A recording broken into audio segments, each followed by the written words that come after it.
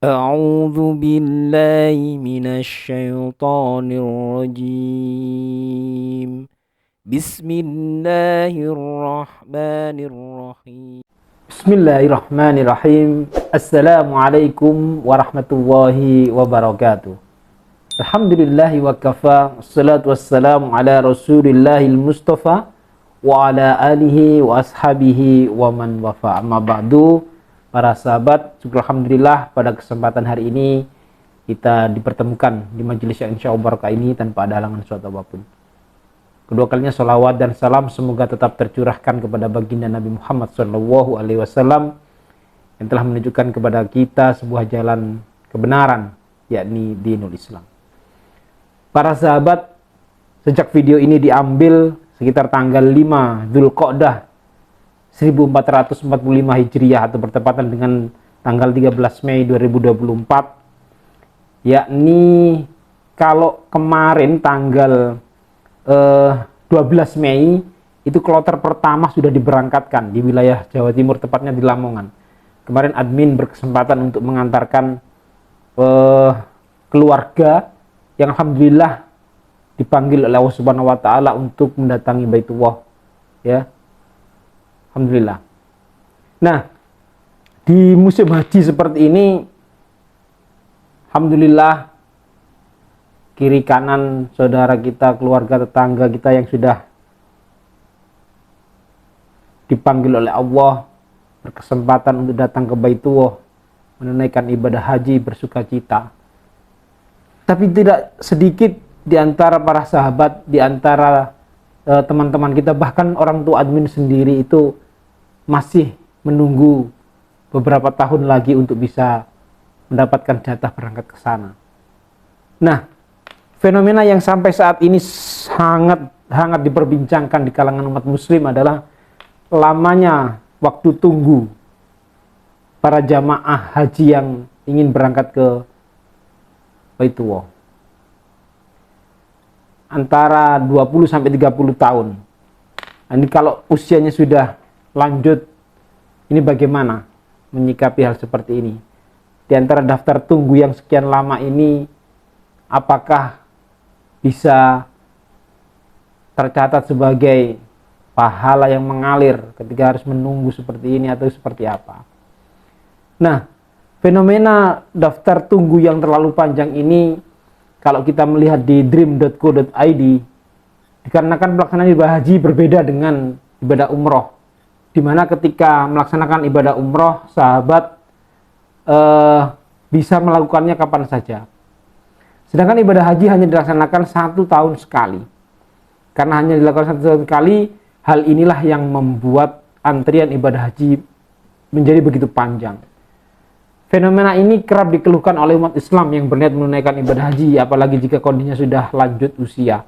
Harapannya setelah daftar haji tidak perlu menunggu lama untuk bisa berangkat. Namun pada kenyataannya seiring berjalannya waktu, antrian haji pun semakin panjang. Tak hanya belasan tahun, ada juga yang harus menunggu hingga puluhan tahun karena beberapa faktor termasuk kuota yang disediakan. Nah, ini bisa diperparah lagi ketika sudah jadwalnya berangkat tapi tidak sanggup untuk melunasi, ya, atau tidak sanggup membayar pelunasannya. Ini masalah lain lagi yang bisa-bisa nanti mundur lagi, ya, panggilan hajinya, dikarenakan belum bisa untuk melunasi atau belum sanggup untuk melunasi pelunasan sisa kuota haji tadi itu. Jadi ketika kita mendaftar sekian rupiah, ya, separuh dari biaya haji, itu nanti pelunasannya ketika dipanggil terus belum bisa melunasi, ya, ini masalah juga nantinya. Nah, sebenarnya berapa sih waktu tunggu yang harus dijalani oleh kaum muslimin yang berkeinginan untuk mendaftar haji? Ini berbeda-beda antara satu wilayah dengan wilayah yang lain. Dilansir dari indonesiabaik.id, untuk daerah Jawa Tengah ini daftar tunggunya sampai 29 tahun, cukup lama, ya.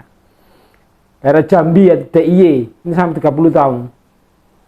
Aceh Ini daftar tunggunya sampai batas waktu 31 tahun. Ini yang lebih tinggi lagi nih Jawa Timur ya. Ini 32 tahun dan NTB 34 tahun. Kalimantan Selatan ini sampai 36 tahun daftar tunggunya.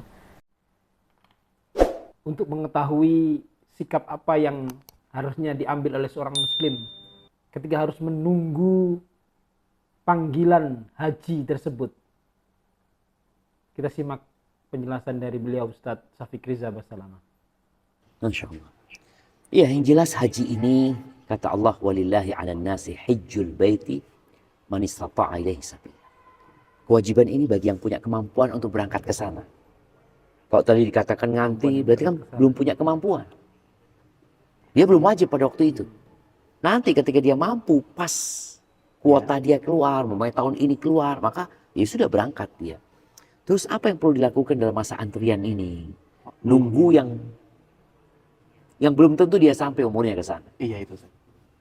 Tapi itulah seorang muslim. Kita itu disuruhkan untuk niat. Dan buktikan niat dengan daftar. Kalau anak kepingin, ayo kepingin anak. Loh kok nggak daftar-daftar antum itu loh seperti itu. Dia daftar. Antum kalau memang kepingin, daftar. Ini bukti kalau antum memang niat. Dan itu sudah dicatat. Kalaupun antum meninggal dunia, nggak sempat haji, insya Allah catatan itu sudah ada. Antum berangkat haji. Antum sudah setor sekian. Hanya saja ada pilihan. Sekarang ini ada banyak jalan menuju ke Mekah ya. Untuk haji dengan furoda, dengan ONH+, umpamanya. Jadi kalau antum memang punya harta yang banyak, mungkin pakai ONH+, karena antrinya cuma 7 tahun, umpamanya seperti itu. Kalau mungkin antum punya yang lebih banyak lagi harta, antum bisa pakai furoda. Tapi nggak wajib loh. Nggak wajib. Artinya begini, para ulama menyebutkan bahwasanya ketika orang dalam kondisi tidak ada air, kan tayamum. Ya. Kemudian ada yang jual air. Tapi airnya ini harganya 100.000. Yang biasanya 5.000, jual 100.000. Apakah dia wajib beli 100.000 untuk berwudu? Enggak. Karena harganya tidak normal. Nah, seperti tadi, haji furoda ini kan nggak normal gitu. Luar biasa. Nggak normal. Kalau kita mau bilang yang ONH+ ya, ONH+ itu anggap harganya 200 juta. Ini haji furoda bisa 400 juta, 2 kali lipat gitu. Jadi apakah dia harus yang ke situ? Enggak. Kemudian kewajiban haji ini juga kewajiban yang bukan yang harus langsung. Antum mampu sekarang, anak kayaknya masih punya bayi, Ustaz, nggak bisa ditinggal. Anak mau haji 2 tahun lagi, nggak apa-apa. Padahal dia sudah mampu gitu loh. Boleh. Itu kan memang ada khilaf di antara para ulama, apakah haji itu kewajiban yang harus sekarang mampu harus kerja atau yang ada spare waktu. Artinya orang itu bisa mikir, anak insya Allah 5 tahun lagi lah mau berangkat. Itu nggak apa-apa insya Allah kayak gitu. Jadi bagi yang belum berangkat karena nunggu, manfaatkan waktu untuk berdoa ya, untuk beramal soleh. Kemudian tadi ada kesempatan-kesempatan yang mungkin bisa ditempuh selain haji yang sudah dia daftarkan, atau boleh jadi dia berangkat umrah juga. Masya Allah. Gitu. Iya juga bisa sih. Salah Ustaz jawabannya. Barakallahu fikum. Baik. Yang penting kita daftar dulu. Bukti bahwa kita niat untuk beribadah haji itu dengan cara mendaftar. Saya punya niat, Ustaz, tapi nggak daftar-daftar, ini masalah. Ya. Meskipun harus menunggu yang cukup lama.